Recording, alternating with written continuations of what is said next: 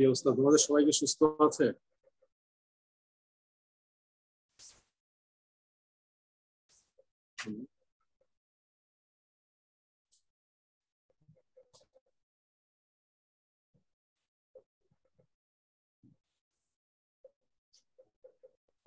এটা কি ক্লাস ছিল? স্যার এর আগে গ্রুপ 2 এর প্রেজেন্টেশন ছিল। এখন কি প্রেজেন্টেশন চলতেছে? না স্যার, শেষ হয়ে গিয়েছে। আর 11:55 শেষ হয়ে গিয়েছে।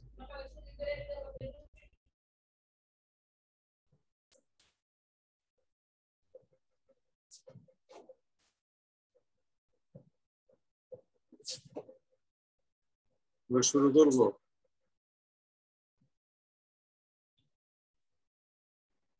জি স্যার, শুরু করতে পারেন। আজকে তো স্লাইড গুলো তো একটু রিপিটেটিভ, কিন্তু একটু জটিল। আমার মনে হয় যে একটু আগে থেকে শুরু করে দেওয়াই ভালো। 24 জন আসছে ক্লাস।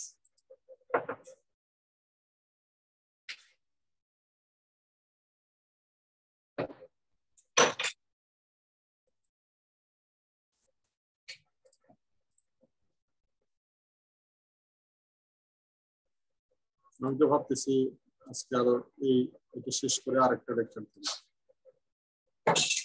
কিন্তু আপলোড দেওয়া হয়নি।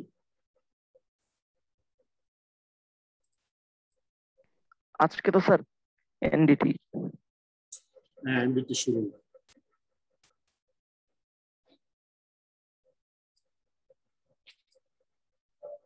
দেখতে পাচ্ছ? জি sir. Yes sir. Recording in progress. আমরা যেটা আজকে থেকে শুরু করছি এটা হচ্ছে যে নন ডেস্ট্রাকটিভ এভালুয়েশন, এনডি বলা হয়, অথবা নন ডেস্ট্রাকটিভ টেস্টিং। এই জিনিসগুলো আমরা আজকে দেখবো। প্রথমে যেটা হচ্ছে যে বেসিক প্রিন্সিপাল আমরা ডিসকাস করব, এরপরে আমরা এনডিটি টেকনিক আছে সেই টেকনিকগুলো দেখবো, দেখে প্রতিটা টেকনিক সম্পর্কে আমরা একটু ডিটেইল ডিসকাস করবো। এটাই আমাদের এই চ্যাপ্টারটাই আমাদের শেষ সিলেবাস। তো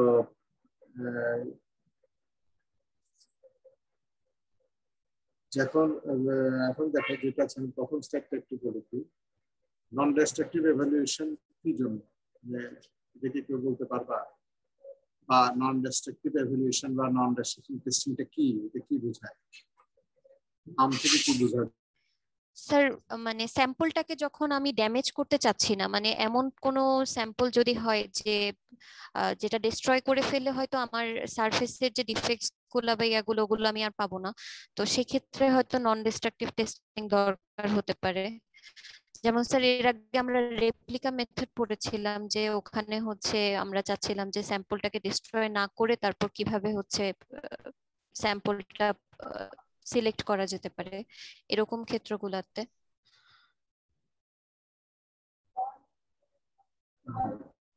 মানে আমি স্যাম্পলটা হচ্ছে যে ডিস্ট্রয় করতে যাচ্ছি না, আমাদের কিন্তু কনফার্ম টেস্ট অনেকগুলাই করতে গেলে আমরা কিছু ক্যান্সেল করছি, হার্ডনেস করছি, আরো কেমিক্যাল কম্পোজিশন করছি। তো দেখা যাচ্ছে যে তোমার এই ইমেজ অ্যানালাইসিস করছি, সেক্ষেত্রে কিন্তু সব কিন্তু আমরা স্যাম্পলকে ফিল করছি, এটা ডিস্ট্রাকটিভ টেস্টিং বলা হয়।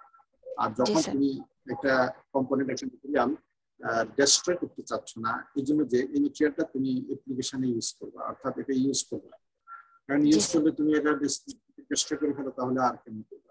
অথবা ইউজ হচ্ছে, ওই ইউজ অবস্থায় তার লাইফ আর কেমন আছে, তার ভিতর কোনো ইন সার্ভিস কোনো ডিফেক্ট ক্রিয়েট হয়েছে কিনা। বিফোর ইউজ তুমি তো টেস্ট করছো, তখন দেখা গেল ঠিক নাই।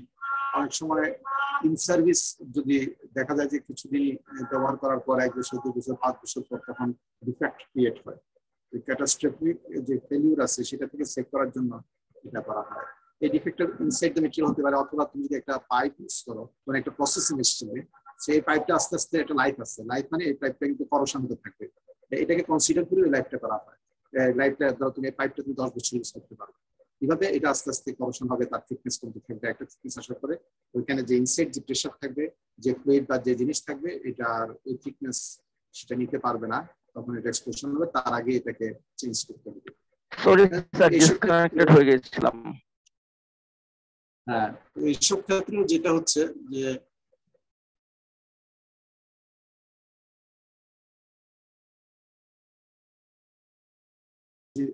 প্রসেস ইন্ডাস্ট্রি হতে পারে, এরকম বিভিন্ন প্রসেস ইন্ডাস্ট্রি,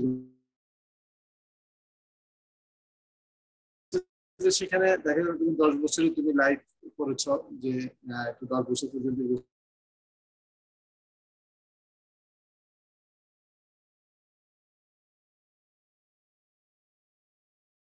যে কোনো এক জায়গায় কোনো পরসাম্বেদিক থিকনেস কমে যাচ্ছে কিনা, এই জন্য তোমার এটা থিকনেস নিজে করা লাগে। এটা তো ইউজ অবস্থায় করতে হবে, অ্যাপ্লিকেশন অবস্থায়। এইসব কারণে নন ডিস্ট্রাকটিভ এভালুয়েশনের একটা বড় একটা, যেমন আবার এই যে স্পেসে অথবা এরোপ্লেনে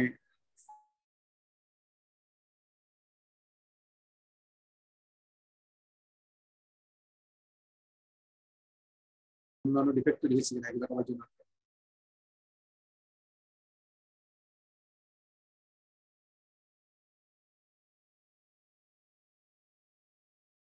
মানে নন ডিস্ট্রাকটিভ টেস্টিংটা এভালুয়েশনটা করা হয় হচ্ছে যে এটা ওই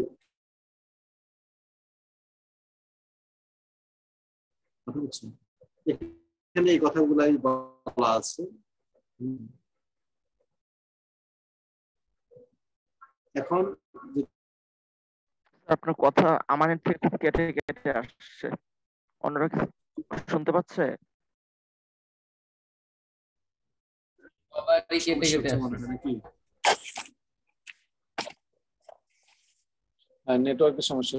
levels of choosing of an NDA technique, বলা হচ্ছে যে understanding the physical nature of the material property or discontinuity, যেটা আমরা বললাম এটা, যে তুমি মেটেরিয়ালস প্রপার্টিও করতে পারো অথবা মেটেরিয়ালস এর মধ্যে ডিফেক্ট আছে কিনা সেটাও তুমি করতে পারো।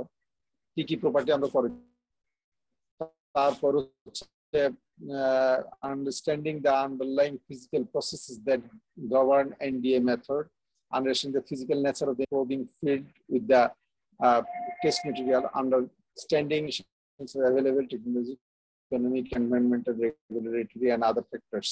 হ্যাঁ, এই যে এখানে নেটওয়ার্কে একটু সমস্যা হচ্ছে। So, to employ an ND method, we need to have a reasonable knowledge of what we are looking for. মানে এখন আমাদের ND মেথডে আমাদের যেটা হচ্ছে যে আমরা কি চাচ্ছি সেটা মেটেরিয়ালস প্রপার্টি আমরা করতে পারি, discontinuity, void, crack, inclusion, sheet আর কোটিং থিকনেস। হ্যাঁ, তো এখানে বলা হচ্ছে যে ND পারফর্ম করার জন্য তোমার যে বেসিক নলেজ থাকা লাগবে এবং এটা স্কিলনেসও প্রয়োজন হয়। এটা ট্রেনিং নিতে হয়, এই ভালো এটার অনেক লম্বা সময় ট্রেনিং নিতে হয়। In selecting an NDA method you must have aware the potentials and limitations of the existing technology. তুমি কোন এনডিএ মেথড, আমরা অনেকগুলো মেথড দেখবো, কোন মেথডটা তুমি চুজ করবা এটা তোমার অ্যাভেলেবিলিটির উপর নির্ভর করবে, তারপর সেখানে তোমার পোটেনশিয়াল কেমন সেটার উপর।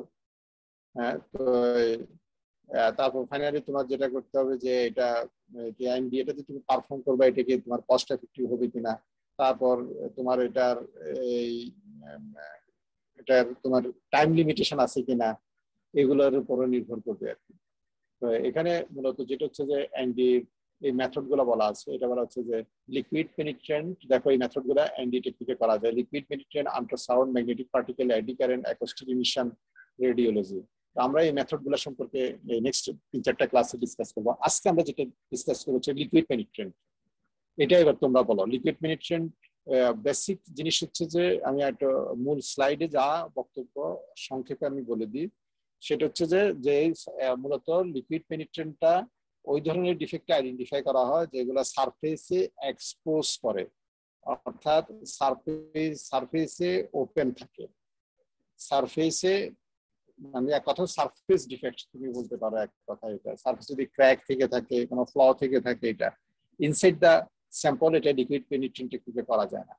এখানে কি করা হয় যে একটা লিকুইডকে ওই সারফেসের উপর দিয়ে দেওয়া হয়, তারপর এই সারফেস থেকে যে এক্সেস লিকুইড থাকে সেগুলোকে অ্যাবজর্ব করে রিমুভ করে ফেলা হয়।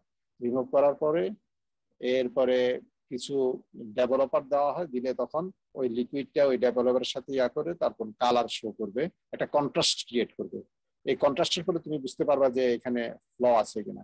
এখন তোমাদের হয়তো প্রশ্ন হতে পারে যে একটা ক্র্যাক যদি আমি তো খালি চোখে দেখতে পারি, হ্যাঁ ফার্স্ট তো তোমার ভিজুয়াল ইন্সপেকশন থাকবেই, কিন্তু এমন কিছু সারফেস ডিফেক্ট থাকে যেটা খালি চোখে বোঝা যায় না, অর্থাৎ এখানে হয়তো আছে তুমি দেখতেছো না, কারণ এখানে কন্ট্রাস্টের ডিফারেন্স অত হয় না, না থাকার কারণে তুমি এটা দেখতে পাও না। তো সেই ক্ষেত্রে লিকুইড পেনিট্রেন্ট টেস্ট, পিটি আমরা সংক্ষেপে এটাকে পিটি বলি, পিটি যদি করা হয় তাহলে এই দেখা যাবে যে তোমার ওই ক্র্যাকটা এক্সপোজ করছে। বেসিক কথা হচ্ছে যে এটা নিয়ে আজকে আমাদের ক্লাসটা হবে। যদি আমরা শেষ করতে পারি আমরা নেক্সট ক্লাস যেটা স্লাইড আল্ট্রাসাউন্ড টেস্টিং এ সেটা আমরা যাব। হ্যাঁ শুরু করো, কে করবে এটা? তোমাদের থেকে বলো, নিজের থেকে বলো তোমরা কে করবে। আমি করবো স্যার, রোল 1 ছাড়া কে আছে? স্যার রোল 23 বলতে পারি। রোল 23 বলো। রোল 23 স্যার লিকুইড পেনিট্রেন্ট থেকে বলবো। হ্যাঁ লিকুইড পেনিট্রেন্ট। আচ্ছা স্যার, তো লিকুইড পেনিট্রেন্ট হচ্ছে এমন একটা মানে নন ডিস্ট্রাকটিভ মেথড, এটা কাইন্ড অফ মানে অনেক বেশি ইনএক্সপেন্সিভ একটা মেথড, কারণ এখানে আমরা বেসিক্যালি সারফেসের যে ফ্লগুলো, সারফেসের উপরে যে ফ্লগুলো থাকে সেগুলোকে ডিটেক্ট করতে চাই কোনো একটা কালার বা ফ্লোরোসেন্ট পেনিট্রেন্ট ইউজ করে। তো এখানে সাবসারফেস, যেটা স্যার আপনি বলেন যে এখানে সাবসারফেস বা কোরে যে ক্র্যাকগুলো থাকে স্যাম্পলের, এই ধরনের ক্র্যাক এই লিকুইড পেনিট্রেন্ট সিস্টেমে হচ্ছে সিলেক্ট করা যায় না, ডিটেক্ট করা যায় না। আর লিকুইড পেনিট্রেন্টের অ্যাডভান্টেজ হচ্ছে যে এটা বিভিন্ন ধরনের ম্যাটেরিয়াল, বিভিন্ন পার্ট, বিভিন্ন শেপ, ইভেন কমপ্লেক্স শেপের ক্ষেত্রেও ইউজ করা যায়, যেগুলো সারফেসে যে ক্র্যাকগুলো থাকে বা ডিসকন্টিনিউটি গুলো থাকে সেগুলোকে ডিটেক্ট করার জন্য। আবার এই পিটি সিস্টেমটা হচ্ছে পোর্টেবল। তো আমরা যেমন শুরুতে একদম দেখেছি যে এনডিএ মেথড হচ্ছে অনেক সময় ফিল্ডের ক্ষেত্রে বিভিন্ন ফিল্ডের কাজে হচ্ছে দরকার হতে পারে, পোর্টেবিলিটি সেখানে একটা ইস্যু। তো তাহলে লিকুইড পেনিট্রেন্ট হচ্ছে যেহেতু পোর্টেবল, এই কারণে এটা রিমোট লোকেশন গুলাতেও ইউজ করা যেতে পারে। আর এই যে পিটিটা, এই পিটির ক্ষেত্রে মেইন যে দরকার যে জিনিসগুলো, মেইন কথা হচ্ছে যে সারফেসের উপর ক্র্যাকটা থাকতে হবে, সাব সারফেসে থাকতে পারবে না, এবং আমাদের এই লিকুইড পেনিট্রেন্ট সিস্টেমে যে স্যাম্পলটাকে আমরা হচ্ছে টেস্ট করব সেটাকে 3 স্টেপে হচ্ছে ক্লিন করতে হবে, যাতে এখানে হচ্ছে শুরুতে বিফোর ইউজ যাতে করতে এক্সেস পেনিট্রেন্ট না থাকে, এবং আফটার টেস্টিং যেন হচ্ছে এক্সেস কোনো পেনিট্রেন্ট না থাকে, যেটাকে যাতে করে এটাকে অ্যাপ্লাই করা যায়। এটা সবাই বুঝছে, এটা তো সহজ জিনিস। স্যার। হ্যাঁ এটা বলো। জি স্যার। সো এখানে যেমন ছবিতে হচ্ছে দেখা যাচ্ছে যে ক্র্যাক যেটা দেখা যাচ্ছে, এই ক্র্যাকটা হচ্ছে খুব একটা ভালোভাবে ভিজিবল না। সো যেহেতু ক্র্যাকটার সারফেসের সাথে কন্ট্রাস্টটা ভালো না, এখানে যদি আমরা লিকুইড পেনিট্রেন্ট ইউজ করি যেটার কালার কন্ট্রাস্টটা খুব হাই হবে, তো তখন আমরা এই ক্র্যাকগুলো সহজেই দেখতে পারবো। যেহেতু আমরা এই সারফেস পেনিট্রেন্টের ক্ষেত্রে, পিটির ক্ষেত্রে আমরা নর্মালি নেকেড আইতেই হচ্ছে এই ক্র্যাকগুলা ভিজিবল করি, এখানে অন্য কোনো প্রসেস ফলো করা হয় না। তো এই পেনিট্রেন্ট চুজিং এর ক্ষেত্রে কিছু ক্রাইটেরিয়া আছে, যেটা শুরুতেই বললাম যে এটার কন্ট্রাস্টটা ভালো হতে হবে, স্ট্রাইকিংলি ডিফারেন্ট কালার হতে হবে, যাতে করে সহজেই ক্র্যাকগুলা ভিজিবল হয়, এবং সহজেই যাতে এই ডিসকন্টিনিউটি গুলাকে সে এক্সিট করতে পারে অ্যাপ্রোপ্রিয়েট কন্ডিশনে। তো যেটা হচ্ছে যে আমাদের এই ডিটেল যে ভিজুয়াল এক্সামিনেশনটা হবে, এর আগেও বললাম সারফেস ক্লিন করতে হবে, কারণ হচ্ছে যে যদি আমার এই প্রসেসটা শুরুর আগে সারফেসের উপর কোনো ডার্ট থাকে, বা আগে থেকে কোনো পেইন্টিং বা প্রটেক্টিভ কোটিং থাকে, বা এমন কোনো ম্যাটেরিয়াল সারফেসের উপর থাকে যেটা কিনা আমার পিটি প্রসেসটাতে হচ্ছে লিকুইড পেনিট্রেন্টের কাজে হচ্ছে বাধা দিবে, সেটাকে আগে থেকে ক্লিন করে নিতে হবে। এই ক্লিনিং প্রসেসটা শেষ হয়ে গেলে আমরা পেনিট্রেন্টটা হচ্ছে সারফেসে অ্যাপ্লাই করতে পারি for further detection of the cracks. এগুলো সহজ, এগুলো বলে যাও। জি স্যার।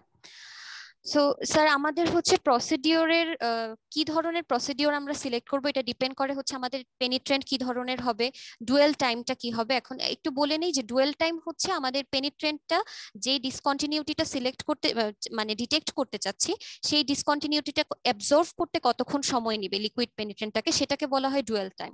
সো এই দুইটা ফ্যাক্টরের উপর বেসিক্যালি প্রসিডিওরটা এই দুটা ফ্যাক্টরকে ডিটারমাইন করে। আর যখন পেনিট্রেন্টটা হচ্ছে ডিফেক্টে এক্সেস করে যায়, মানে ডিফেক্টে এন্টার করে যায়, এর পরবর্তীতে আমাদের সেকেন্ড স্টেপ হচ্ছে যে পেনিট্রেন্টটাকে আমরা রিমুভ করে ফেলবো, কিন্তু ডিফেক্টের ভেতরে যে পেনিট্রেন্টটা ঢুকেছে সেটা বাদে। এক্সেস পেনিট্রেন্টটা রিমুভ করে ফেলবো যেন সারফেস কন্ট্রাস্টটা ভালো হয়। সো এই সেকেন্ড ক্লিনিংটা যখন শেষ হয়ে যাবে তখন আমরা ডেভেলপার নামে আরেকটা ম্যাটেরিয়াল ইউজ করব। এই ম্যাটেরিয়ালটা বেসিক্যালি ব্যবহার করা হয় আমাদের সারফেস কন্ট্রাস্টটাকে আরো ডেভেলপ করার জন্য, এবং আমাদের ডিফেক্টে যদি এক্সেস কোনো পেনিট্রেন্ট থাকে যেটা আমাদের ভিজুয়ালাইজেশনটাকে হচ্ছে কিছুটা ব্লার করে দিবে বা আমাদের বাধা দিবে ডিফেক্ট ডিটেকশনে, সেগুলাকে হচ্ছে সরিয়ে ফেলবে এবং একটা কন্ট্রাস্টিং ব্যাকগ্রাউন্ড দিবে যাতে করে আমরা পেনিট্রেন্টটা ভালোভাবে দেখতে পাই। এবং এই ইন্ডিকেশনটার পরে যখন আমরা ভালোভাবে রেকর্ড করে ফেলেছি, ডিটেক্ট করে ফেলেছি আমার সারফেসের ক্র্যাকগুলো, তখন আমরা থার্ড টাইম মানে ফাইনাল টাইম সারফেসটাকে ক্লিন করব যাতে করে আমার ডেভেলপার এবং রিমেইনিং পেনিট্রেন্টগুলো সরে যায় এবং আমার স্যাম্পলটা অ্যাপ্লিকেশনের জন্য রেডি হয়ে যায়। সো এখানে বলা হচ্ছে যে পিটি হচ্ছে বিভিন্ন ক্ষেত্রে ব্যবহার করা লাগতে পারে, যেমন আমরা মেটাল প্রোডাকশনের ক্ষেত্রে ব্যবহার করতে পারি, মেটাল ফ্যাব্রিকেশন সেক্টরে এটার একটা ভাস্ট ইউজ থাকতে পারে যেহেতু ওখানে বিভিন্ন ধরনের প্রসিডিওরের মধ্য দিয়ে ম্যাটেরিয়ালকে যেতে হয়, ওয়েল্ডিং হতে পারে, কাটিং হতে পারে। এই প্রসেসগুলো শুরুর আগে এবং ডিউরিং প্রসেস যদি কোনো স্যাম্পল ব্রেক করে যায় বা কোনো স্যাম্পলে ক্র্যাক ইনিশিয়েট করে সেগুলো ডিটেক্ট করার জন্য আমরা পিটিটা দেখতে পারি। তারপর সেটা হতে পারে মেরিন এরোস্পেস ম্যানুফ্যাকচারের ক্ষেত্রে, যেমন এরোস্পেসে হচ্ছে বেশিরভাগ নন ম্যাগনেটিক ম্যাটেরিয়াল ব্যবহার করা হয়, সো ওখানে আমাদের পিটিটা হচ্ছে একটা ভাস্ট ইউজ রাখে। তারপর বিভিন্ন মেইনটেনেন্সের ক্ষেত্রে বিভিন্ন ম্যানুফ্যাকচারিং ইন্ডাস্ট্রিগুলোতে, যেমন পেট্রোকেমিক্যাল ইন্ডাস্ট্রিতে, electrical power generation, electronics manufacture, composite materials manufacture etcetera, সব ক্ষেত্রেই পিটিটা ব্যবহার করা হয়। সো বেসিক্যালি আমাদের এই লিকুইড পেনিট্রেন্ট নন ডিস্ট্রাকটিভ সিস্টেমটা তিনটা ধরনের ডিসকন্টিনিউকে ডিটেক্ট করতে পারে। একটা হচ্ছে যে আমাদের যে র ম্যাটেরিয়ালটা ম্যানুফ্যাকচারিং ইন্ডাস্ট্রি বা যে কোনো ইন্ডাস্ট্রিতে ব্যবহার করা হবে সেটা বিফোর ইউজ এটার মধ্যে যদি ইনহেরেন্ট কোনো ডিসকন্টিনিউটি, যেটা কিনা অবশ্যই সারফেসে থাকবে, এরকম কোনো ডিসকন্টিনিউটিকে সে ডিটেক্ট করতে পারে। আর ফ্যাব্রিকেশনের সময় একটা সময় ইনহেরেন্ট ডিসকন্টিনিউটি বলতে কি বোঝাচ্ছে? স্যার ইনহেরেন্ট বলতে হচ্ছে র ম্যাটেরিয়ালটা ইউজের আগে ওটার ভিতরে যদি কোনো ক্র্যাক থাকে বা ভয়েড থাকে, ভিতরে হলে তো হবে না, সারফেসে। সারফেসে, জি স্যার সরি, সারফেসে যদি থাকে বিফোর ইউজ। স্যার এটা হয়তো ওই র ম্যাটেরিয়ালটা, জি স্যার, আরেকটা বলবো সেকেন্ড হচ্ছে ফ্যাব্রিকেশন ডিসকন্টিনিউটিস, আরেকটা হচ্ছে সার্ভিস ইন্ডিউসড ডিসকন্টিনিউটিস। এই তিনটা টার্ম এখানে বলা হলো, এটা কি এক্সপ্লেইন করতে পারবে? এটা সারফেস, এই ডিসকন্টিনিউটিস গুলো সারফেস ডিসকন্টিনিউটির কথা বলা হচ্ছে, যেহেতু আমরা পেনিট্রেন্ট টেস্টের কথা ডিসকাস করছি সেই জন্য। তাহলে এই তিনটা ডিসকন্টিনিউটি, তিনটা স্টেজ, এটাকে অন্য তুমি কি বলতে পারবা না অন্য কেউ বলবে? কেউ জানো, ক্লারিফাই করতে পারবা? স্যার আমার যেটা মনে হয়েছে যে ইন্ডাস্ট্রিতে যে র ম্যাটেরিয়ালটা প্রসেস শুরুর আগে ব্যবহার করা হচ্ছে, মানে মাত্র এসেছে ইন্ডাস্ট্রিতে, এখন এইটা যখন আমি ইউজ করতে যাব তার আগে আমি ইন্সপেকশন করব যে আমার র ম্যাটেরিয়াল গুলো হচ্ছে ইউজেবল কিনা। তখন যদি অলরেডি ম্যাটেরিয়াল গুলোতে কিছু ডিসকন্টিনিউটি সারফেসে থাকে সেটা ইনহেরেন্ট ডিসকন্টিনিউটি। দেন ডিউরিং ফ্যাব্রিকেশন যদি কোনো একটা প্রসেসের কারণে, লাইক যেরকম বললাম ওয়েল্ডিং, কাটিং, বেন্টিং এই ধরনের, বা কোনো একটা ফ্যাব্রিকেশনের সময় যদি কোনো ডিসকন্টিনিউটি তৈরি হয় ম্যানুফ্যাকচার কম্পোনেন্টে, সেটা এক ধরনের ডিসকন্টিনিউটি। আরেকটা হচ্ছে যে আমার ফ্যাব্রিকেশন শেষ, এটা এখন অ্যাপ্লিকেশনে চলে গিয়েছে, বাট একটা লংজিভিটি টেস্ট করার সময়, যেমন পেট্রোকেমিক্যাল যে ইন্ডাস্ট্রিগুলোতে ওখানে অনেক হাই প্রেশার ভেসেল বা পাইপ ইউজ করা হতে পারে, সেই পাইপগুলো যখন সার্ভিসের সময় হচ্ছে কোনো ডিসকন্টিনিউটি সার্ভিসে দেখা দিবে সেটাকে সার্ভিস ইনডিউসড ডিসকন্টিনিউটি বলা যেতে পারে। তোমরা বুঝতে পারছো? Yes sir. হ্যাঁ, মানে ইনহেরেন্ট ডিসকন্টিনিউস মানে হচ্ছে যে তোমার যেহেতু বুঝতে পারছো র ম্যাটেরিয়াল, এটা র ম্যাটেরিয়াল বলতে একদম ধরো এই এটা যেটা হচ্ছে ধরো গুঁড়া পাউডার এরকম না, কিন্তু এটা হচ্ছে ধরো একটা কম্পোনেন্ট তৈরি হবে, সেটাকে স্টিলের একটা পার্ট, স্টিলের একটা পিস। হ্যাঁ, স্টিল, আমি যদি স্টিল দিয়ে একটা স্টিলের একটা কম্পোনেন্টের এক্সাম্পল দিই, একটা স্টিলের একটা পিস, এটা থেকে মেশিনিং করে তুমি আরেকটা পার্ট হবে, স্টিলের এই পিসটাও একটা তোমার র মেটেরিয়াল হতে পারে। হ্যাঁ, যখন এই স্টিলটা তৈরি হলো শুরুতেই তৈরি হলে, তখন তৈরির সময় প্রথম যে স্টিল মেকিংটা, সেখানে যদি ডিউরিং কাস্টিং সারফেসে কোনো ফ্ল থাকে চলে আসে, এটাকে ইনহেরেন্ট ডিসকন্টিনিউটি বলে। এরপরে ধরো এটাকে ফেব্রিকেশন করার সময়, এটাকে ধরো ফোর্জিং করতেছে অথবা রোলিং করছে অথবা মেশিনিং করতেছে, ওই সময় কোনো সারফেস ডিফেক্ট আসছে কিনা, ডিসকন্টিনিউটি আসছে কিনা, এটা। আরেকটা যেটা বললো যে তুমি কম্পোনেন্টটা তৈরি করে ফেললে, এখন তুমি অ্যাপ্লিকেশনের জন্য পাঠিয়ে দিলে, এখন ডিউরিং অ্যাপ্লিকেশন ইউজ হওয়ার সাথে সাথে কিছুদিন যাওয়ার পর বা কিছু সময়ের পরে তখন আবার সারফেস ডিসকন্টিনিউটি তৈরি হবে কিনা, এই জিনিসগুলো এই। আর এখানে অ্যাডভান্টেজ ডিসঅ্যাডভান্টেজ এটা আর বলার দরকার নেই, এটা তোমরা পড়ে নিবা এখান থেকে চার্ট থেকে। এটার অ্যাডভান্টেজ তো বুঝতে পারতেছো, কিন্তু ওই যে বড় অ্যাডভান্টেজ হচ্ছে যে ইনসাইড যদি কোনো ডিফেক্ট থাকে সেটা পেনিট্রেন্ট টেস্ট এটা করা যাবে না আর কি। আর সারফেসে তোমার ক্লিন হওয়া লাগবে, ক্লিন করতে হবে এরকম জিনিস এই। আর একটা জিনিস হচ্ছে তোমার ভিজুয়ালি ইন্সপেকশন, অর্থাৎ ফাইনালি তো তুমি চোখে এটা আইডেন্টিফাই করবা। তো এটার একটু স্কিলনেস থাকা লাগবে, তোমার একটু ভালোভাবে এটা বুঝার ক্যাপাসিটি থাকা লাগবে, কন্ট্রাস্টটা বুঝার ইয়া এই। এখন ফান্ডামেন্টালসটা কি বলবা এখান থেকে আরেকজন বলো। স্যার আমি বলি রোল 1। রোল 1 ছাড়া বলো, আর কে বলবে? হ্যাঁ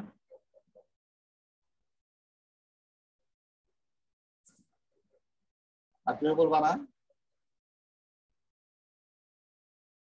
হ্যাঁ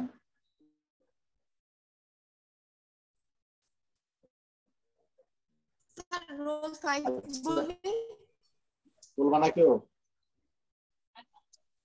হ্যাঁ রোল কত? স্যার রোল 5 বলো। হ্যাঁ রোল কত বলবা?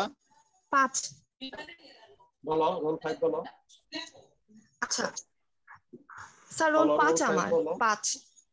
আচ্ছা স্যার ফান্ডামেন্টালস থেকে শুরু করব। হ্যাঁ ওকে, বলো।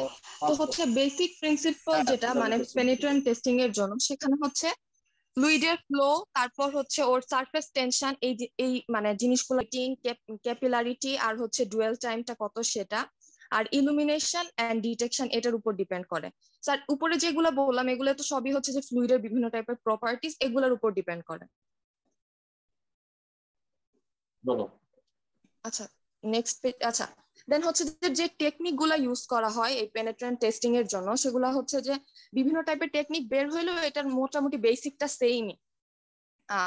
100 বছর আগে যেই অয়েল অ্যান্ড হোয়াইটিং টেস্টিং করা হয়েছিল সেটার মতোই। তো বেসিক মেথড গুলার যে সিম্পল স্টেপস গুলা সেগুলা নিচে বলা হয়েছে যে ফার্স্টে হচ্ছে যে একটা ডিটেইল করে মানে আমার ভিজুয়াল এক্সামিনেশন করতে হবে স্পেসিমেন যেটাকে আমি টেস্ট করব, সেটার ফার্স্টে আমি চোখ দিয়ে দেখবো যেটা কি কোনো ক্র্যাক ট্যাক আছে কিনা। তারপর হচ্ছে যে এটার সারফেসটাকে আমার প্রিপেয়ার করতে হবে।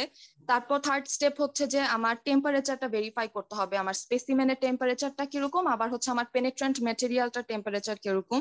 সিন্স টেম্পারেচারের উপর সবগুলা প্রপার্টিজ ডিপেন্ড করে, মানে ওই যে সারফেস টেনশন বা আদার যে পেনিট্রেন্ট।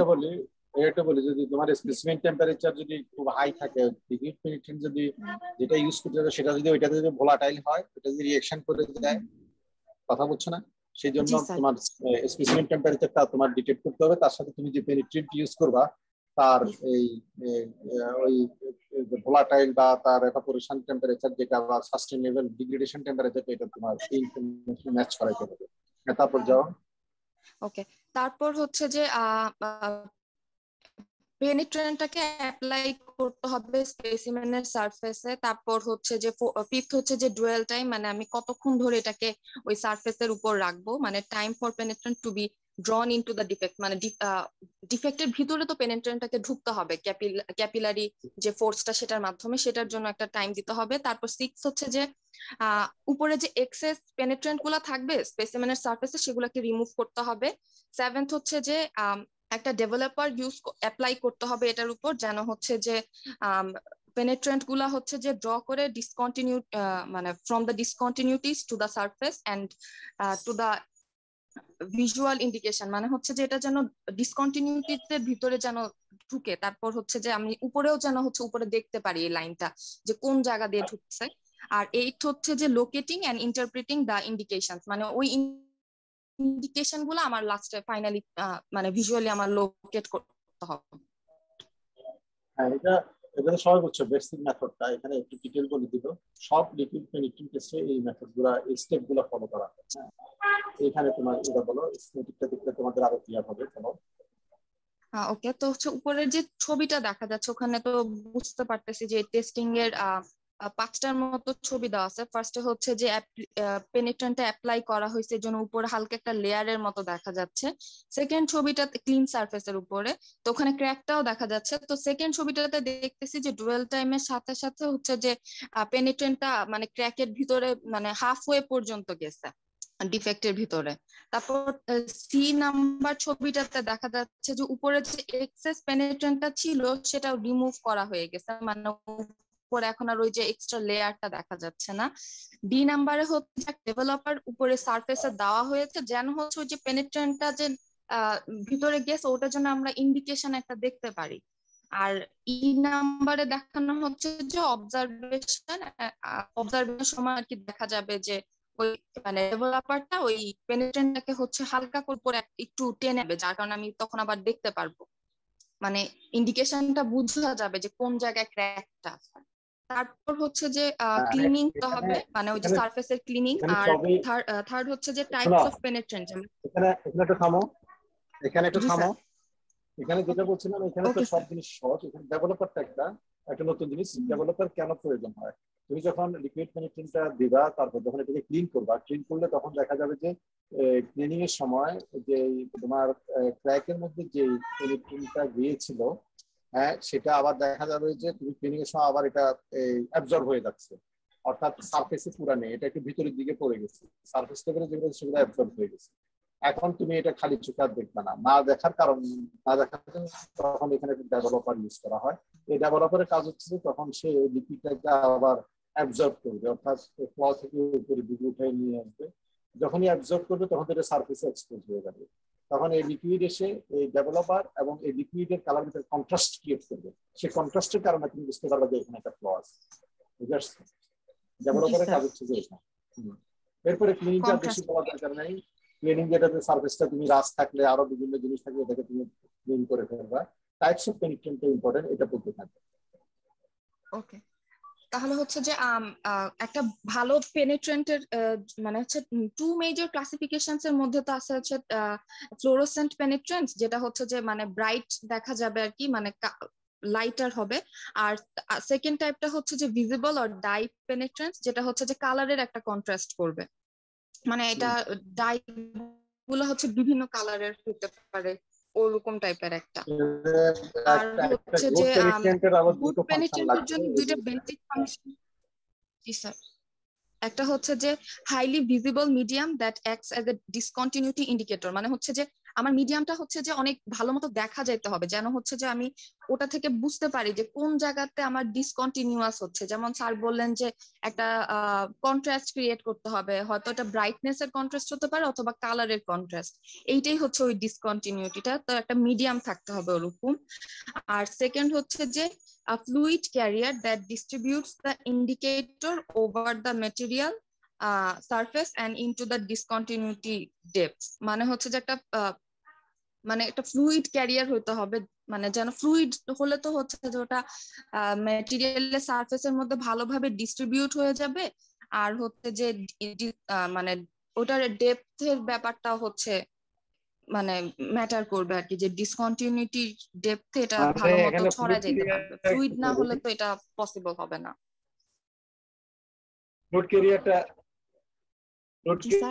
বলে এটা ধরো এই এটা হয়তো এটা কালার পিগমেন্ট হতে পারে।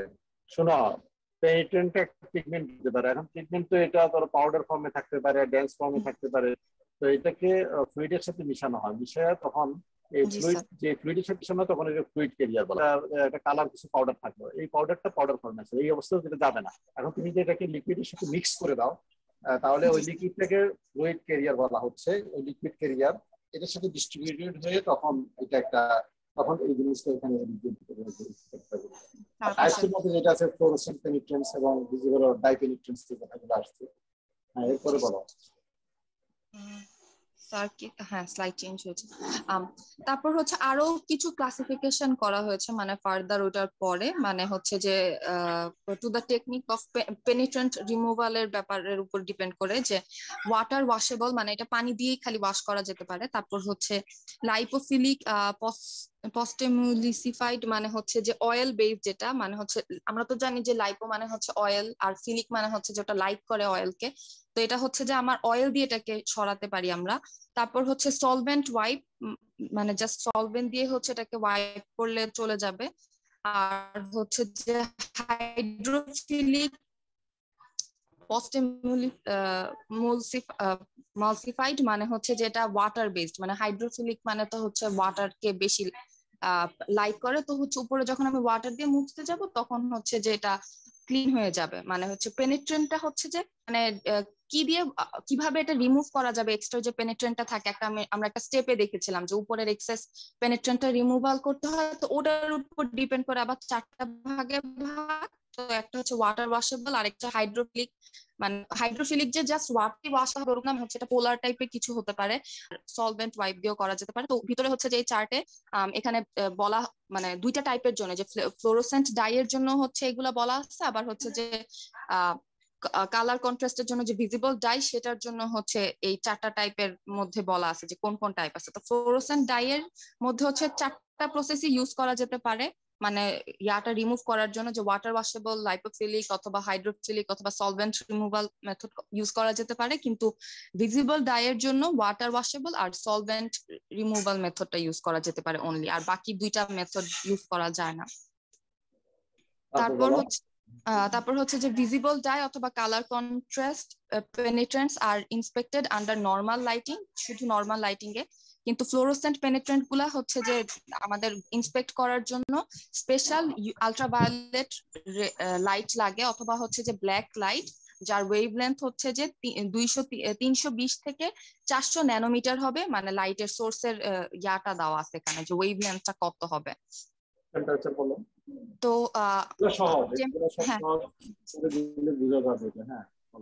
আচ্ছা, ফাইনালি হচ্ছে এখন আমরা টেম্পারেচার, যে স্পেসিমেনের টেম্পারেচার অফ দ্য স্পেসিমেন, মানে আমাদের যে স্পেসিমেনের টেম্পারেচারটা, এটা তো আমাদের জন্য অনেক ইম্পর্টেন্ট একটা ডিফারেন্স মেক করে, যে আমরা কোন টাইপের পেনিট্রেন্ট ইউজ করব আর আমাদের ডুয়েল টাইম কত হবে। কারণ হচ্ছে যে মানে যদি টেম্পারেচার খুব বেশি হয়ে যায়, যে যার কারণে আমি পেনিট্রেন্টটা দিলে ওটা যদি ডিকম্পোজ করে অথবা ভলেটাইল হয়ে যদি ও মানে ভেপার হয়ে যায় তাহলে তো হবে না। তারপর আবার হচ্ছে যে টেম্পারেচার উপর এটাও ডিপেন্ড করবে যে আমার পেনিট্রেন্টটা কত ভালো মতো হচ্ছে যে মানে কতটুকু ডুয়েল টাইমের মধ্যে ও ডিফেক্টের ভিতর ঢুকতে পারতেছে, যেহেতু হচ্ছে টেম্পারেচারের সাথে ফ্লুইডের হচ্ছে ফ্লুইডিটিও ডিপেন্ড করবে। যদি হচ্ছে সারফেসটা বেশি হট হয় তাহলে হচ্ছে সলভেন্টটা যেটা আগে বললাম যে ইভাপোরেট করতে পারে, আর হচ্ছে যে মানে ডিসকন্টিনিউটিতে যাওয়ার আগেই ও হচ্ছে যে ইভাপোরেট করে যাবে, তাহলে আমাদের আর যে কাজটার জন্য যে টেস্টিংটা করতে চাচ্ছিলাম সেটা হবে না। Next page.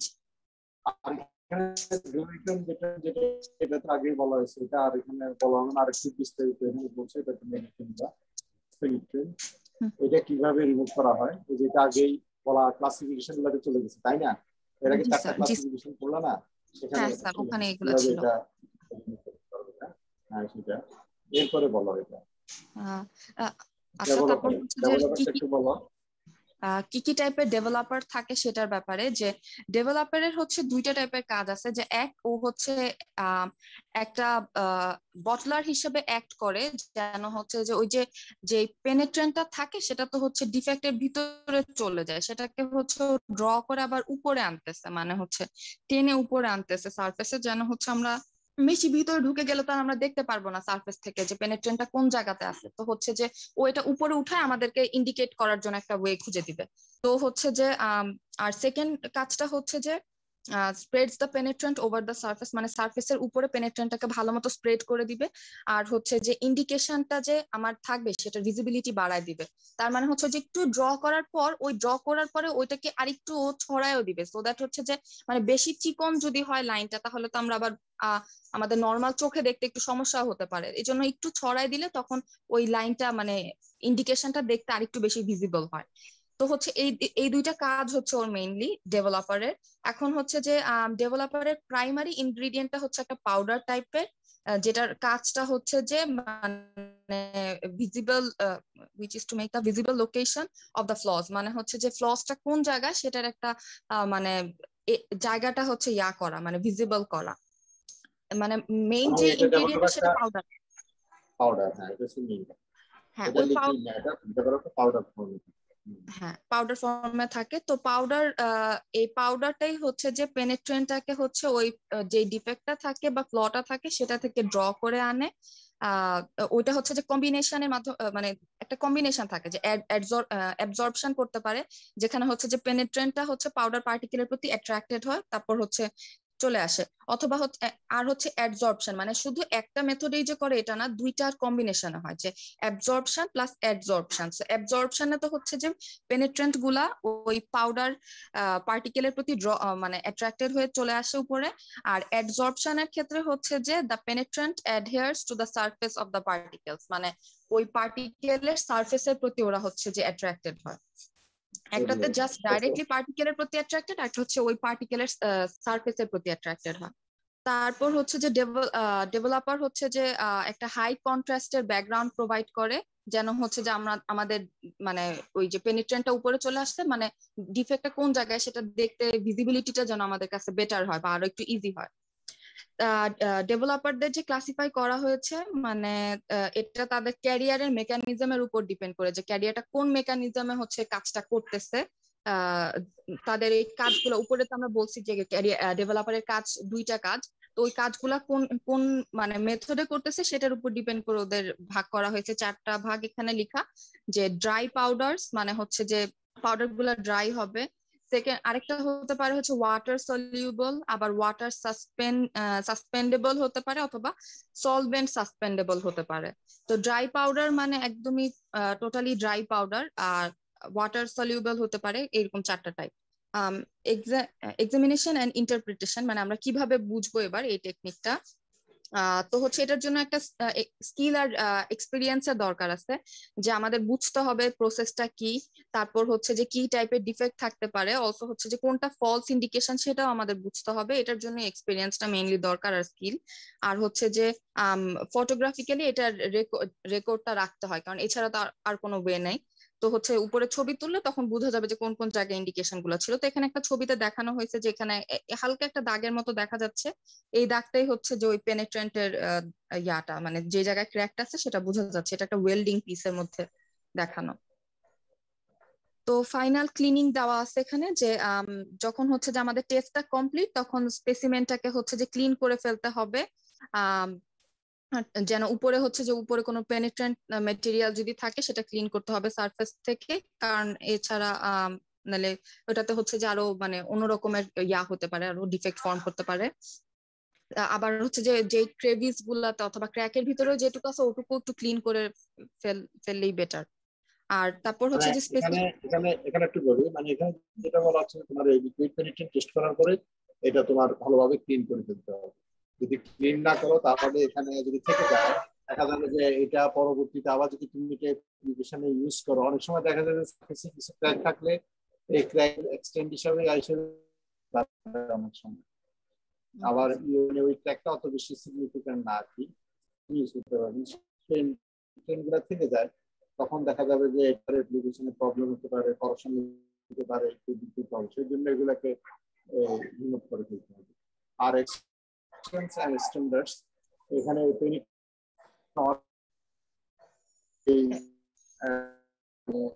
তোমার যারা এই টেস্ট গুলা করবে তারা তখন স্ট্যান্ডার্ড মেনশন করে দিবে। যেমন মেকানিক্যাল ইঞ্জিনিয়ারিং সোসাইটি যারা আছে আমেরিকা, তখন নন ডিস্ট্রাকটিভ টেস্টিং আছে, স্ট্যান্ডার্ড আছে, ডিপার্টমেন্ট অফ ডিফেন্স আছে, এই এনডি এগুলো খুব ভালো অনেক হয়, মোটিভ ইঞ্জিনিয়ারিং আছে, এসটিএম স্ট্যান্ডার্ড আছে, বিএসএম স্ট্যান্ডার্ড। জাস্ট তোমাদেরকে ধারণা দেওয়ার জন্য, এখানে একটা না অনেকগুলো স্ট্যান্ডার্ড আছে। এখন সেই স্ট্যান্ডার্ডটা তোমার লিকুইড পেনিট্রেন্ট টেস্ট করতে গেলে যদি যারা করাবে তাদের যদি রিকোয়ারমেন্টস না থাকে, তুমি যদি করো কোনো একটা স্ট্যান্ডার্ড, তাহলে তুমি স্ট্যান্ডার্ডটি মেনশন করে দিতে হবে যে আমি স্ট্যান্ডার্ড ইউজ করছি। আর এখানে যেটা বলা আছে জাস্ট অ্যাপ্লিকেশন, হ্যাঁ এখানে অ্যাপ্লিকেশন গুলো এর আগেও রিপিট করা যায়। ফেব্রিকেশন ইন্ডাস্ট্রিজ দেওয়া হতে পারে, অ্যারোস্পেস ইন্ডাস্ট্রিজে এটা ইউজ করা যেতে পারে, ফার্মাসিউটিক্যাল পেট্রোকেমিক্যাল প্লান্টস ইউজ করা যেতে পারে, automotive and marine manufacturing and maintenance use করা যেতে পারে, ইলেকট্রিক্যাল পাওয়ার ইন্ডাস্ট্রি, অনেক জায়গায় তোমার এই পেনিট্রেন্ট টেস্টটা ইউজ করা হয় for number test, non destructive evaluation. এটা হচ্ছে যে এটা আসলে খুব কঠিন কিছু না, ইজি ছিল। এখন আমি যেটা শুরু, যদিও তোমাদের স্লাইডটা দেওয়া হয় না, আমি শুরু করি। নেক্সট ক্লাসে তোমরা 2টা স্লাইড পড়ে আসবা। আমি এখন নন ডিস্ট্রাকটিভ টেস্টিংটা একটু শুরু করি আর কি। নন ডিস্ট্রাকটিভ টেস্টিং মানে আল্ট্রাসোনিক টেস্ট যেটা আর কি, যেটা পরে এটা পরে। তোমরা স্লাইডটা কি দেখতে পাচ্ছ? জি স্যার, দেখা যাচ্ছে। Yes sir. হ্যাঁ, এটা আল্ট্রাসোনিক সাউন্ড নন ডিস্ট্রাকটিভ এভালুয়েশনের আরেকটা টাইপ হচ্ছে যে আল্ট্রাসোনিক সাউন্ড টেকনিক। এটা দিয়ে আমরা এই মেটেরিয়ালসের ডিফেক্ট এবং আরো আদার্স কিছু প্রপার্টি আমরা ডিটারমিন করতে পারি। এই জিনিসটা যে এখানে কিছু কথা বলা আছে, আল্ট্রাসোনিক ওয়েভ কাকে বলে তোমরা এটা জানো, তাই না? কিন্তু এখানে একটা প্রশ্ন করছে, দেখো যখন একটা বনের মধ্যে, একটা ফরেস্টের মধ্যে একটা গাছের কোনো একটা ডাল ভেঙে পড়ে, তখন ইয়া পড়ে আশেপাশে যদি কেউ যদি না থাকে, তাহলে সাউন্ড কি ক্রিয়েট হয় কিনা? এটা সাউন্ড হয় তখন, বলো? বনের মধ্যে আমার কথা শোনা যাচ্ছে? জি স্যার। বনের মধ্যে যদি একটা গাছ পড়ে যায়, এখানে বলতেছিল যে কেউ যদি চারিদিকে না থাকে, তাহলে কোনো শব্দ কি তৈরি হবে কিনা? গাছের ডালপালা ভাঙার শব্দ তৈরি হতে পারে, বা গাছের পাতা একটার সাথে ফ্রিকশন বা ঘর্ষণের ফলে কিছু শব্দ হতে পারে, বা যদি হঠাৎ করে মাটিতে পড়লে একটা প্রচন্ড একটা থাড বা ধূপ করে শব্দ হবে, যদি মাটিটা খুব বেশি সফট না হয়। মানে শব্দ সাউন্ড হবে, কিন্তু কথা হচ্ছে যে কেউ যদি না থাকে শুনতে পাবে না, তার কাছে মনে হবে যে মানে মানে এখানে কোনো সাউন্ড হয় না, কিন্তু আসলে কিন্তু শব্দ হয়েছে, কিন্তু রিসিভার পাশে ছিল না। মানুষের এয়ারটা হচ্ছে একটা সাউন্ড রিসিভার, তাই না? রিসিভার না থাকার কারণে মনে হবে যে কোনো শব্দ হয়নি, যদি থেকে থাকে অবশ্যই সে সাউন্ড শুনতে পাবে। কথা বলছো না? এই কথাটা এখানে একটু বোঝানোর চেষ্টা করছে। আর আল্ট্রাসোনিক ওয়েভ কাকে বলে তোমরা জানো, যে 20 কিলোহার্টজ এর উপরে যদি তোমার ইয়া হয়, ফ্রিকোয়েন্সি অথবা তার ভাইব্রেশনটা যদি থাকে, তাহলে এটাকে আমরা আল্ট্রাসাউন্ড বলি। এটা আসলে ইনঅডিবল। হ্যাঁ, এটা তো মানুষ শুনে না, মানুষের শোনার রেঞ্জে। মানুষ শুনে কত 20 হার্টজ থেকে শুরু করে 17 কিলোহার্টজ পর্যন্ত। কিন্তু আল্ট্রাসোনিক এই যে সাউন্ড, এটা ধরা হচ্ছে যে অ্যাবাভ 20 কিলোহার্টজ, এবং বেসিক্যালি এসব অ্যাপ্লিকেশন ইউজ করতে গেলে আরো বেশি 50 কিলোহার্টজ থেকে শুরু করে এটা গিগাহার্টজ পর্যন্ত ইউজ করা হয়। তো এটার এই এনডি এই টেস্টের জন্য 50 কিলোহার্টজ এর আগে গিগাহার্টজ যেটা করা যায়, আমরা এই আল্ট্রাসোনিক দিয়ে বিভিন্ন জিনিস করতে পারি, বিভিন্ন ক্লিনিং পারপাস ইউজ করা যায়। তারপর হচ্ছে যে তোমার এই কি বলে এটাকে মেকানিক্যাল কোন একটা মেটেরিয়ালের ইরোশনের জন্য করা যায়, এই জিনিসগুলো করা যায়। তখন আরো অনেক অনেক হাই ফ্রিকোয়েন্সির প্রয়োজন হয় আর কি। তো এখন তোমরা এটা জানো কিভাবে সাউন্ড প্রপাগেট করে একটা মিডিয়াম প্রয়োজন হয়। মিডিয়াম যদি না থাকে, সাউন্ড প্রপাগেট করতে পারে না। হ্যাঁ, তো আবার এটাও তোমরা জানো এগুলো সম্পর্কে, যে সাউন্ডে একটা সলিডে খুব ফাস্টার আর এয়ারে খুব স্লোয়ার।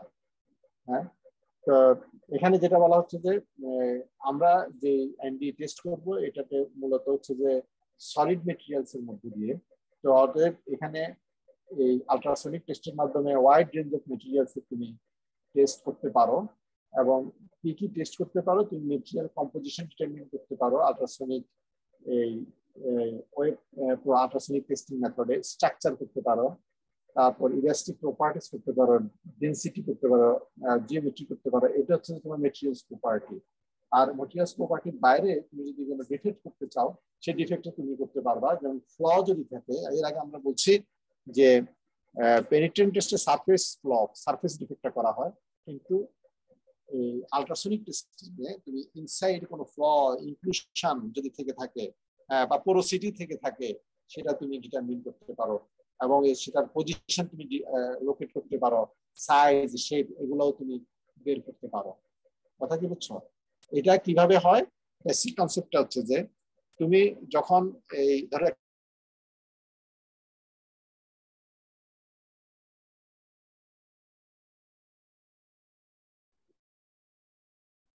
শুনতে পাচ্ছি না। একটা পুকুর, তোমরা পুকুর তো দেখছো, সেখানে যদি তোমরা শুনতে পাচ্ছ? খুব কেটে কেটে আসছে স্যার। এখন শুনতে পাচ্ছ? কেটে কেটে আসছে স্যার, খুব সামান্যই শুনতে পাচ্ছি।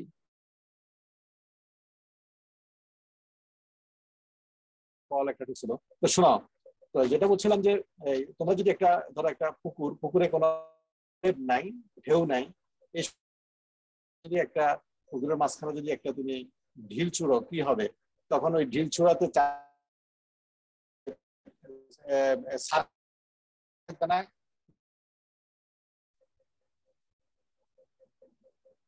এই আমার কথা শুনতে পাচ্ছ? কেটে কেটে আসছে স্যার, স্যার। কথা অনেক কেটে আসছে, শোনা যাচ্ছে না পুরাটা। আপনি কি বললেন স্যার পুকুরে ঢিল ছুড়লে ঢেউ ঢেউ ছুড়ে যাবে যেখানে ঢিলটা পড়লো? নেটওয়ার্কের সমস্যা। তাই আমি বলি, তোমরা যেটুকু শুনতে পাচ্ছ না দরকার, আমি তো রেকর্ডিং দিয়ে দিব, তখন শুনে নিও। তো যেটা বলছিলাম যে পুকুরে তুমি যখন একটা ঢিল ছুড়ো, এই পুকুরটা যদি কাম থাকে, অর্থাৎ এখানে যদি তোমার কোনো ঢেউ না থাকে, তাহলে দেখা যাবে যে ওই ঢিলের আশেপাশে চারিদিকে করে সার্কেল করে তোমার এই ওয়েবটা প্রোপাগেট করতে আস্তে আস্তে বড় হতে থাকে। যদি আরেকটা ঢিল ছোড়া হয় কিছু দূর ওইটার মাঝে, তাহলে দেখা যাবে যে ওটা থেকেও তোমার একটা ওয়েব তৈরি হবে। এই ওয়েবটা এই আগের যে ওয়েব আসতেছে দুটোর মধ্যে একটা কি হবে, ইন্টারাকশন হবে। শুনতে পাচ্ছ কথা? জি স্যার, এখন শুনতে পাচ্ছি। হ্যাঁ, তো ইন্টারাকশন হওয়াতে তখন সেখানে কি হবে, একটা ইন্টারফারেন্স তৈরি হবে। তুমি যদি এখানে দেখো, এই ছবিটাতে দেখো, বুঝতে পারবা আল্ট্রাসনিক ওয়েভ পাঠানো হচ্ছে। খেয়াল করো, আল্ট্রাসনিক ওয়েভ পাঠানো হচ্ছে। পাঠানো হওয়ার পর এই যে ওয়েভটা যাচ্ছে, ওয়েভ যে এখানে একটা ডিফেক্ট দেখা যাচ্ছে, একটা ইন্টারাকশন হয়ে, খেয়াল করো, ওয়েভের মিউট করো, মিউট করো, মিউট করো, আর মাইক ওপেন করা আছে।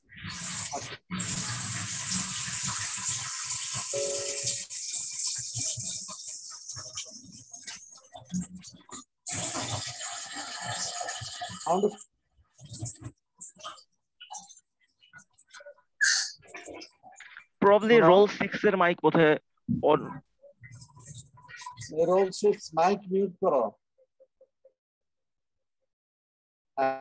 এখানে যে কথা বলছিলাম সেটা হচ্ছে, দেখো এই দেখো এখানে ওয়েভটা যাচ্ছে, এই ওয়েভটা ছবিতে এই ওয়েভটা চলে যেত, এভাবে করে চলে যেত, কিন্তু মাঝখানে একটা দেখো অন্য একটা জিনিস আছে, তারপর এটার মধ্যে একটা ইন্টারাকশন আছে। ইন্টারাকশন হওয়ার পর ওয়েভটা ঠিকই ক্রস করছে, কিন্তু এটার ইন্টারাকশনের ফলে আরেকটা বিপরীত ওয়েভ ক্রিয়েট হয়েছে, যেটা আবার ব্যাক করছে। হ্যাঁ, এই আল্ট্রাসনিকের ব্যাপারটা হচ্ছে এরকম যে এটা যদি ব্যাক না করতো তাহলে এটাকে ইকো বলা হচ্ছে। এই পরবর্তীতে ব্যাক করে যখন এখানে আবার ডিটেক্টরের কাছে যাবে, সে সেকেন্ড একটা তোমার এই সিগন্যাল সে ক্যাচ করবে, এটাকে ইকো বলা হচ্ছে। এটার মাধ্যমেই তোমার এই যে এখানে বলা হচ্ছে ইকো বলা হচ্ছে, এটার মাধ্যমে সে ডিটেক্ট করতে পারবে যে এখানে একটা ডিফেক্ট আছে। আজকে কি হতো, যদি এখানে কোনো ডিফেক্ট না থাকতো, এখানে বা ডিফেক্ট বা অন্য কোনো পার্টিকেল যদি না থাকতো, এটা ওয়েভটা প্রোপাগেট হয়ে একদম স্যাম্পলের শীর্ষে চলে যেত। যখন স্যাম্পলের বাইরে কি এয়ার আছে, এই যে একটা ইন্টারফেয়ার কি বলে এটাকে ইন্টারফেস আছে, সেই ইন্টারফেসের একটা ইন্টারাকশনে আবার ওয়েভটা ব্যাক করে একটা ইকো হতো। তার মানে কি, পুরো স্যাম্পলটা ক্রস করে তার সারফেস থেকে যখন আল্ট্রাসনিকটা বের হয়ে যাচ্ছে, এয়ারে চলে যাবে, সেখানে এয়ারে চলে গেল, আর একটা ব্যাক করে আবার আসো, তাহলে সেখানে একটা ইকো হবে। কিন্তু সেই ইকোটার হচ্ছে তার সারফেসের জন্য, এটা এক্সপেক্টেড। কিন্তু মাঝখান থেকে যদি কোনো ইকো, যদি কোনো ডিফেক্ট আছে, এখানে যদি একটা ক্র্যাক থাকে, একটা গ্যাপ থাকে, তাহলে মিডিয়াম চেঞ্জ হয়ে গেল কিনা। ধরো এটা একটা স্টিলের পার্ট, যেখানে ক্র্যাক আছে, যে ক্র্যাকের পোর্শনে কোনো স্টিলের অ্যাটম নাই, কোনো মেটেরিয়াল নাই, তাহলে মিডিয়াম চেঞ্জ হলো। মিডিয়াম চেঞ্জ হওয়ার কারণে তাহলে এখানে তখন টাইম এবং পজিশন বুঝে তখন লোকেট করা যাবে ডিফেক্টটা কোথায়। এটা হচ্ছে যে তোমার ডিফেক্ট আইডেন্টিফিকেশন, আমরা এখানে যেটা ডিসকাস করব। ঠিক আছে, আর এখানে basic techniques of ultrasonic inspection simple. এটা বলা হচ্ছে যে এখানে ট্রান্সডিউসার ট্রান্সফরমার থাকবে, হাই ভোল্টেজ এই ভোল্টে আল্ট্রাসনিক পালস তুমি পাঠাবা। হ্যাঁ, তারপর একটা যেটা আমি বললাম ওয়ান পালস বলা হচ্ছে যে ট্রান্সডিউসার ইনটু এ স্পেসিমেন এবং transmit the pulse into the text, অর্থাৎ স্পেসিমেনকে ট্রান্সমিট করে যাবে। হ্যাঁ, এই পালসটা, এবং এটা ট্রাভেল করবে through the object and responding to its geometry and mechanical properties, that travels through the object responding to কথাটা বলছি সেখানে একটু এখানে এক্সপ্লেইন করে দিব। এখন দেখো এই সিগন্যালটা যে গেল এটা ট্রান্সমিট হয়ে যাবে, হওয়ার পরে ট্রান্সডিউসার যেটা ওই পাশে আরেকটা আদার এন্ডে আরেকটা এই ট্রান্সডিউসার এই সিগন্যালটাকে তোমার ক্যাচ করতে পারে, অথবা অরিজিনাল ট্রান্সডিউসার, এটাকে পালস ইকো মেথড বলা হয়। অর্থাৎ সেন্ডারও থাকবে আবার রিসিভারও থাকবে, অর্থাৎ সে পালস পাঠাবেও আবার রিসিভ করবে, তখন এটা রিফ্লেক্ট করে ব্যাক করলে তখন এটা ক্যাচ করতে পারে, এটা পালস ইকো মেথড বলা হয়। আর ওটাকে বলা হচ্ছে পিচ ক্যাচ মেথড, যে কোনটা যেটা তুমি সেন্ডার যেটা ট্রান্সমিটেড যেটা ট্রান্সডিউসার সেটা যেটা ট্রান্সমিট করবে এটা এক পাশে থাকবে, আর রিসিভ যেটা করবে সেটা আদার সাইডে, এটাকে পিচ ক্যাচ। হ্যাঁ, তো যে কোনো মোডই তুমি ইউজ করতে পারো, এটা যে কোনো টাইপই তুমি ইউজ করতে পারো, তবে বেশি কমফোর্টেবল ইজি হচ্ছে যে তুমি যদি এই মেথডটা ইউজ করো, পালস ইকো মেথডটা, এটাই বেশি ইউজ হয় আর কি। The observed signal can be given a detailed description under industry. Using either method, we can determine এই দুটো মেথড দিয়ে আমরা কি করতে পারি। আগে বলা হয়েছে যে ultrasonic wave velocity in or thickness of the specimen, বলা হচ্ছে যে wave velocity in or thickness of the, অর্থাৎ ultrasonic wave velocity যেমন করতে পারো, আর একটা হচ্ছে যে তোমার ফ্ল যদি থেকে থাকে, ডিফেক্ট থেকে থাকে, ডিলামিনেশন থেকে থাকে, এদের সাইজ, শেপ, পজিশন এগুলা কম্পোজিশন করতে পারো। মেটেরিয়ালস প্রপার্টি, তার মধ্যে ইয়ং মডিউলাস, পয়সন রেশিও ইত্যাদি। তারপর part geometry or the nature of layered media, যদি এখানে যদি তোমার লেয়ার মাল্টি লেয়ার কোন মেটেরিয়াল থাকে, এখানে এই মেথড গুলো দেখালো। এখানে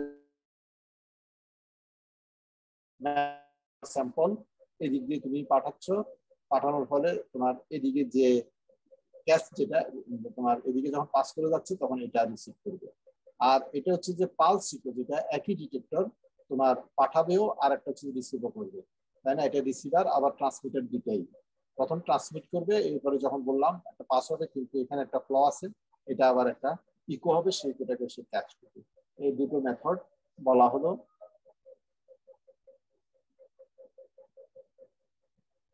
হ্যাঁ, তো এখানে কোথায় কোথায় অ্যাপ্লিকেশন হয় সেটা বলবো, যে এটা অনেক জায়গায় আছে, aircraft, piping, semiconductor fabrication, rail road, power and medical industries, transportation ইন্ডাস্ট্রিতে এটা ইউজ হয়।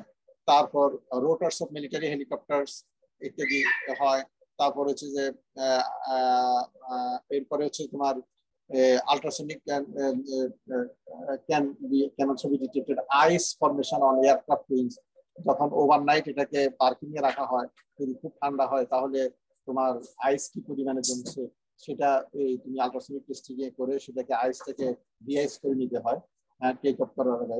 তারপর in addition to detection flaws and determining properties material, ultrasonic can also be used for imaging এর জন্য করা হয়। আমার অ্যাটেনশন যেটা থাকবে সেটা হচ্ছে ডিফেক্ট অ্যানালাইসিস, ম্যাটেরিয়ালস প্রপার্টি না। ম্যাটেরিয়ালস প্রপার্টি আমরা এখানে ডিসকাস করতেছি। আচ্ছা, তোমাদেরকে অ্যাডভান্টেজটা ডিসঅ্যাডভান্টেজ গুলো আমি শেষ করতেছি।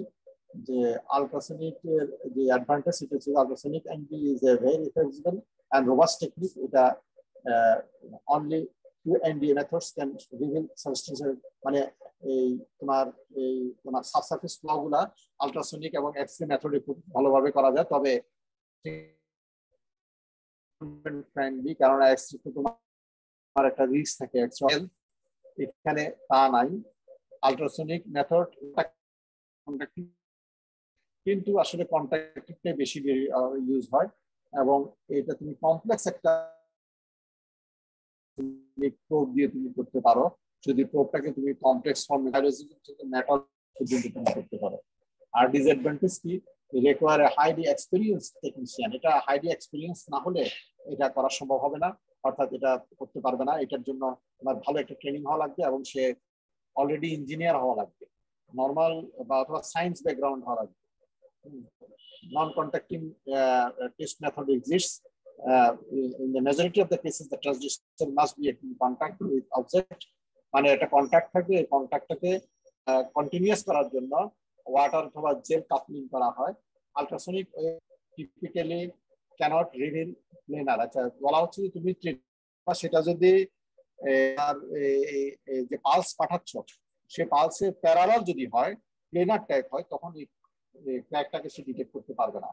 এটাকে তাহলে কি করতে হবে, এটাকে অ্যাঙ্গেলে নিয়ে আসতে হবে, ইনক্লাইন করে নিয়ে আসতে হবে ওই ক্র্যাকটাকে, অর্থাৎ তোমার ওই কম্পোনেন্টটাকে ঘুরে ঘুরে করতে হবে। করলে তাহলে যেটা যদি একসময় প্যারালাল থাকবে প্যারালাল থাকবে না, যখনই এটা ঘুরে চলে আসবে তখন এটা মধ্যে দিয়ে যখন যাবে তখন ইকো হবে। ইকো হলে তুমি তখন আলট্রাসোনিক মেথড স্ক্যান পারে, এটা অনেক সময় এক্সপেন্সিভ হবে। এখানে অ্যাডভান্টেজ এবং ডিসঅ্যাডভান্টেজ গুলো টেস্টিংটা অনেক জায়গায় অনেক, বিশেষ করে এরোস্পেস ইন্ডাস্ট্রিতে প্রচুর ব্যবহার করা হয়। অ্যাপ্লিকেশনের আলট্রাসোনিক টেস্টিং এর মাধ্যমে করা হয়। এটার ভিতরে কোনো ইন্টারনাল কোনো তার প্রপার্টি গুলো দিয়ে এগুলো টেস্ট করা হয়। তো আজকে আমরা এখানে পর্যন্ত শেষ করি। এখানে কিছু অ্যাডভান্টেজ দেওয়া আছে, বাকি আমরা এই জিনিসটা নেক্সট ক্লাসে এই জায়গা থেকে আমরা শুরু করব। ঠিক আছে, তোমরা কে কে অ্যাবসেন্ট আজকে? তো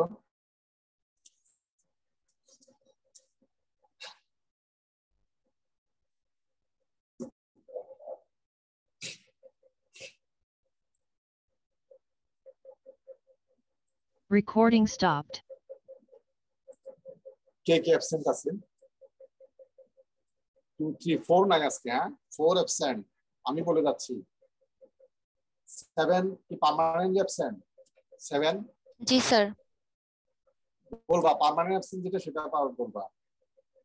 11 absent.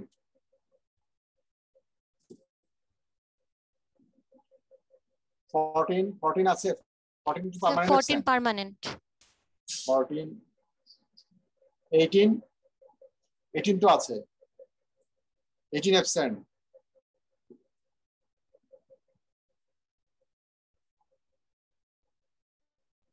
26 permanent absent. 32 33 sir 32 permanent absent. 33 absent. 37 আজকে absent. 39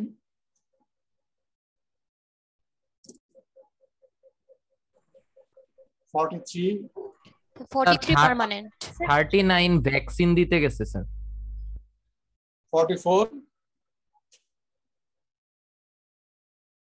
44 আছে স্যার। 44 এর দাদু মারা গেছে, এই কারণে সে জয়েন করতে পারে নাই। আমাকে ইনফর্ম করতে হবে না?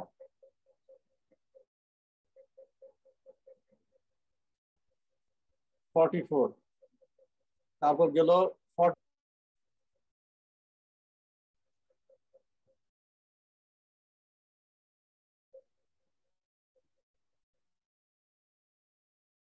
40 আর ওল্ড ব্যাচের কি আছে? নাই।